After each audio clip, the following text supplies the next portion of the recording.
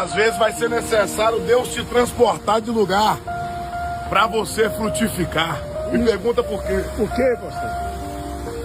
O mistério de hoje é: Abraão, sai da tua terra e do meio da tua parentela e vai para a terra que eu te mostrarei.